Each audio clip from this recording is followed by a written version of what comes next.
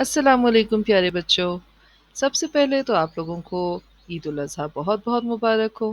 آج ہم آپ کو عید الاضحیٰ کی مناسبت سے ہی کہانی سنانے جا رہے ہیں جس کا نام ہے قربانی کی روح۔ امید ہے کہ آپ سب کو یہ کہانی بہت پسند آئے گی اور آپ کو اس سے بہت کچھ سیکھنے کو ملے گا۔ امی امی ہم نے بھی بیل لینا ہے۔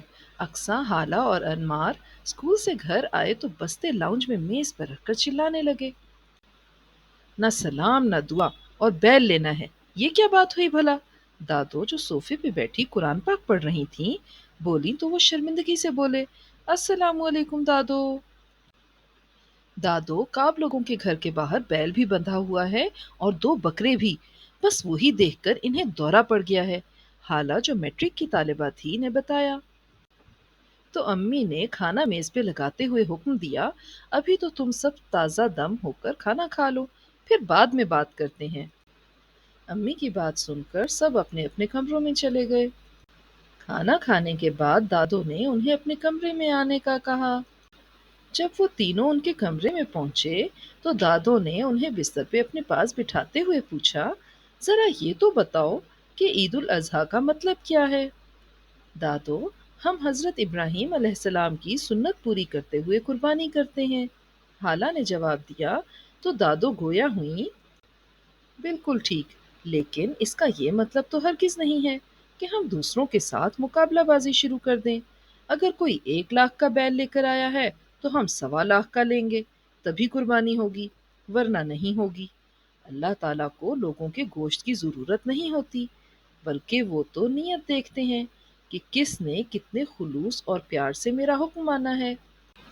وہ حدیث تو سنی ہوگی تم لوگوں نے کہ اللہ تعالیٰ صدقے میں دی گئی ایک کھجور کی گٹھلی کو بھی ایسے بڑھاتے ہیں کہ وہ احد پہاڑ کے برابر ہو جاتی ہے۔ تو بیٹا، جس کی جتنی استطاعت ہوتی ہے اتنی قربانی وہ کر سکتا ہے نا، اور اللہ تعالیٰ سے بہتر ہمارے حالات کو کون جانتا ہے؟ اس لیے اگر تمہارے بابا بیل نہیں خرید سکتے تو کیا قربانی ہی نہ کریں؟ دادو نے استفسار کیا تو اقصیٰ اور انمار نے شرمندگی سے سر جھکا دیے۔ تم لوگوں نے اسلامیات میں پڑھا ہے نا کہ جنگ کے موقع پر حضرت ابو بکر صدیق رضی اللہ تعالیٰ عنہ اپنے گھر کا سارا سامان لے آئے تھے، حتیٰ کہ اپنا لباس بھی۔ تو اللہ تعالیٰ نے خوش ہو کر فرمایا تھا، میں ان سے راضی ہو چکا ہوں جس طرح وہ مجھ سے راضی ہے، اور اللہ کو ان کا لباس اتنا پسند آیا کہ اللہ کے حکم سے تمام حاملین عرش بھی وہی لباس پہنے ہوئے ہیں جو آپ کے صدیق نے پہنا۔ حالانکہ وہ سامان چند چیزیں ہی تھیں، مگر ان کی نیت اچھی تھی تو اللہ تعالیٰ نے انہیں کتنا اچھا صلہ دیا ہے نا۔ اس کا مطلب یہ ہوا دادو کہ اگر ہم ایک چھوٹا سا بکرا بھی خریدتے ہیں اور ہمارا ارادہ یہ ہوتا ہے کہ اللہ تعالیٰ خوش ہو جائیں تو ہمیں بھی بہت سارا ثواب ملے گا۔ انمار جو صرف 5 سال کا تھا، اس نے اپنی سمجھ کے مطابق سوال کیا تو دادو نے اسے پیار کرتے ہوئے جواب دیا، بالکل میرا بچہ، اب تم لوگ جاؤ، ہوم ورک کرو، میں ذرا آرام کروں گی۔ شام میں انمار اور اقصیٰ بابا کے ساتھ جا کر ایک اچھا سا بکرا خرید لائے اور بڑے فخر سے اسے ساری گلی میں گھمایا۔ 2 دن بعد عید تھی، لہٰذا دونوں بھائیوں نے بکرے کی خوب خدمت کی، کبھی اسے چارہ کھلاتے تو کبھی پانی پلاتے، کبھی باہر گھمانے لے جاتے۔ عید والے دن دونوں صبح اٹھے اور تیار ہو کر بابا کے ساتھ نماز پڑھنے گئے۔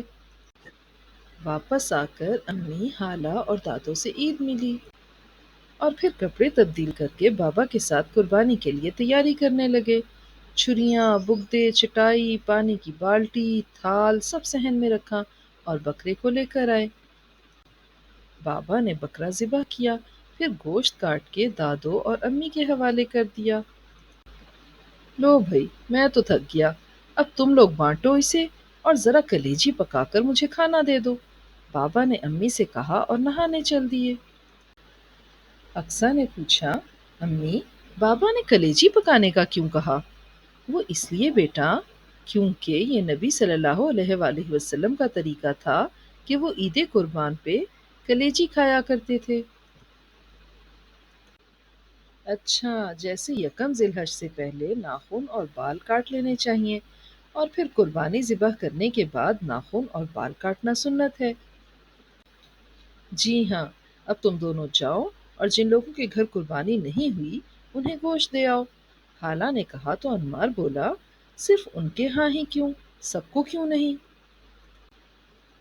کیونکہ جن کے گھر میں قربانی ہوتی ہے ان کے ہاں تو گوشت ہے، اور جن کے ہاں نہیں ہوئی ان کو بھی تو ملنا چاہیے۔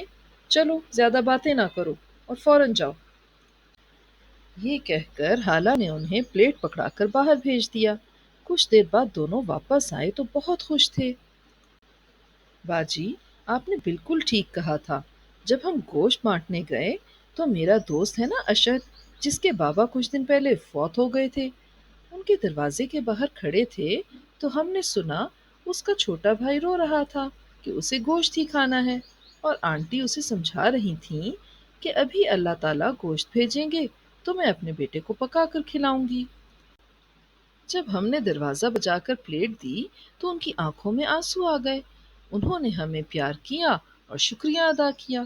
امی، کیا میں اپنے حصے میں سے ایک اور پلیٹ ان کو دے آؤں؟ انمار نے جھٹ سے کہا، تاکہ ماں برا نہ مان جائیں۔